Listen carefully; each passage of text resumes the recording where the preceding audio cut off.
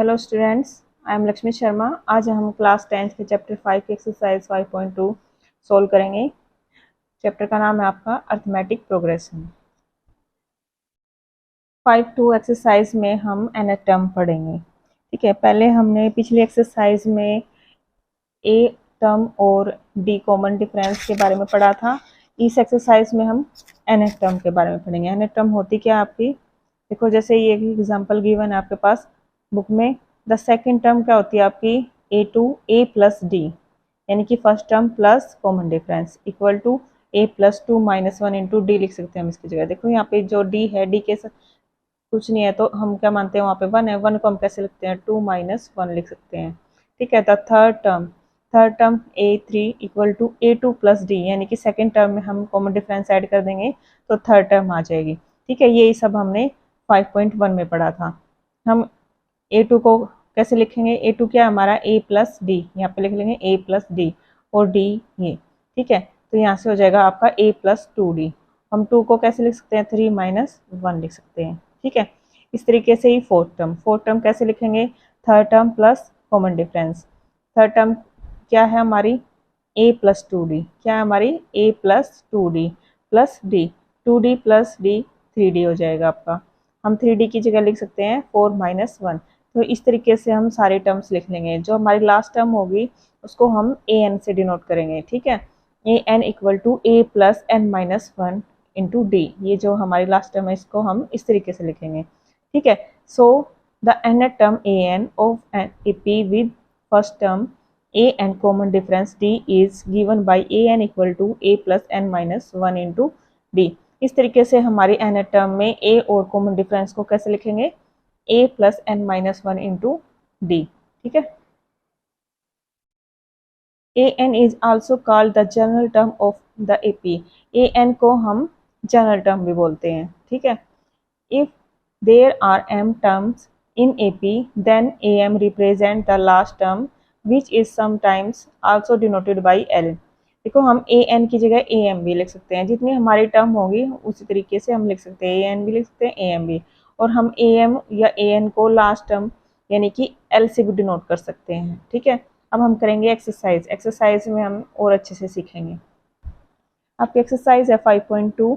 fill in the blanks in the following table given that a is the first term, d the common difference and an the nth term of AP। इसमें exercise के अंदर first question में आपको ये table given है, उसमें A D N और A N आपके यहाँ पे टेबल में दिया हुआ है। ठीक है, ए क्या आपकी फर्स्ट टर्म है, डी कॉमन डिफरेंस है, एन क्या है nth टर्म और ए एन है आपकी लास्ट टर्म।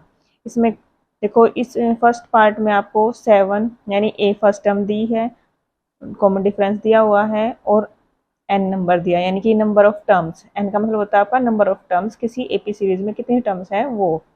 और यहाँ पे हमने निकालना है ए एन। कैसे निकालेंगे, देखो मैं सिखाती हूँ आपको। जो जो हमारे पास गिवन है पहले हम उसको लिख लेते हैं। ए यानी फर्स्ट टर्म 7 है, डी 3,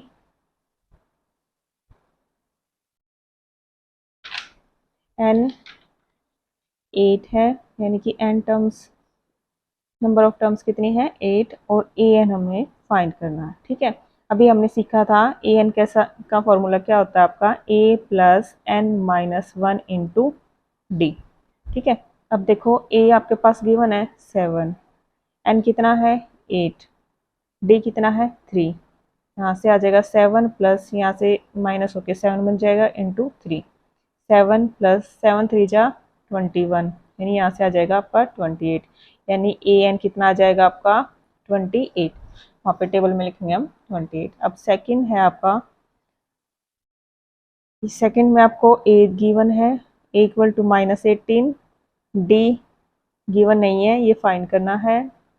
ठीक है, एन दे रखा है आपको 10 और ए एन 0।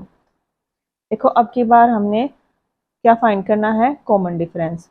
तो हम हर एक में यही फॉर्मूला यूज़ करेंगे। इन टर्म में से जो आपकी ए डी एन या ई एन है, इन सभी को हम एक ही फॉर्मूले से सोल्व करेंगे। हमारे पास हम ए एन से कोई भी चीज़ फाइंड कर सकते हैं, ए भी फाइंड कर सकते हैं, डी भी, एन भी। ठीक है, सबसे पहले लिख लेंगे हम formula, A N equal to A plus N minus one into D. हम जनरल टर्म से ए बी यानी फर्स्ट टर्म भी, सेकंड टर्म भी, थर्ड टर्म भी, कोई भी टर्म फाइंड कर सकते हो आप ए एन से, ठीक है, लास्ट टर्म वाले फॉर्मूले से। अब देखो ए एन आपके पास गिवन है 0, तो 0 लिख लेंगे। ए कितना गिवन है आपके पास -18 प्लस एन कितना गिवन है 10, 10 माइनस 1, डी फाइंड करना है तो डी की जगह हम डी ही लिखेंगे। 0 इक्वल टू, देखो ये -18 है, इसको इधर ले आएंगे तो ये किसका हो जाएगा, प्लस का हो जाएगा, ठीक है, इक्वल टू यहाँ पे 10 माइनस 1 9 डी हो जाएगा।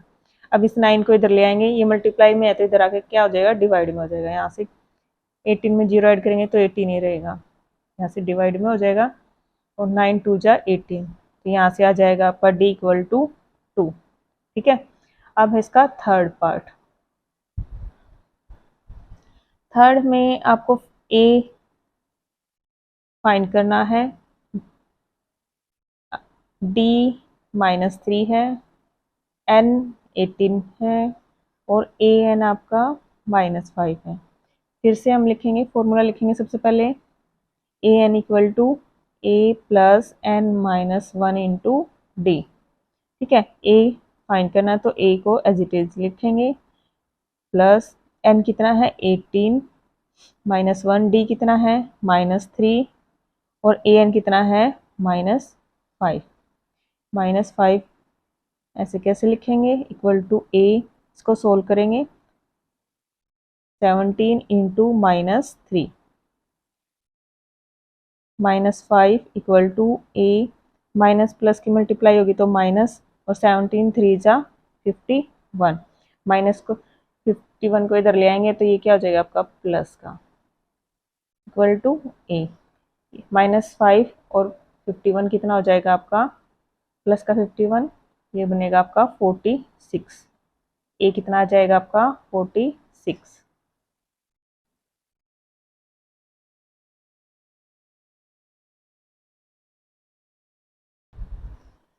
फोर्थ पार्ट है इसका फर्स्ट क्वेश्चन का,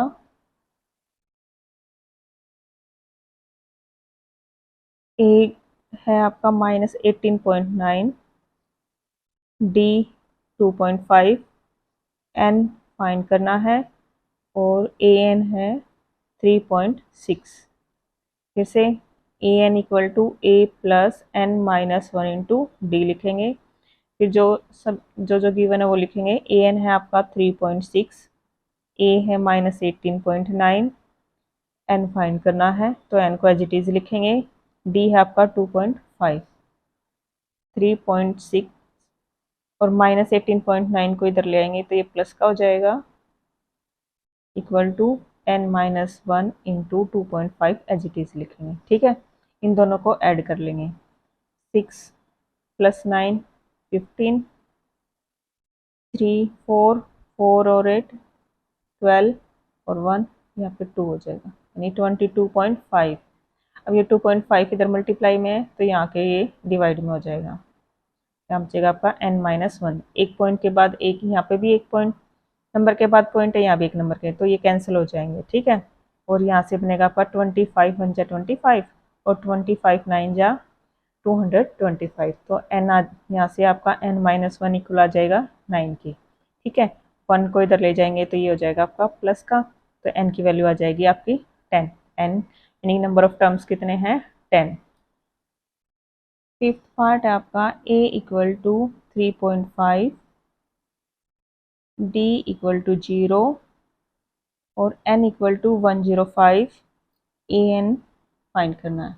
तो ए एन का फॉर्मूला लिखेंगे, A N equal to A plus N minus 1 into D, ठीक है।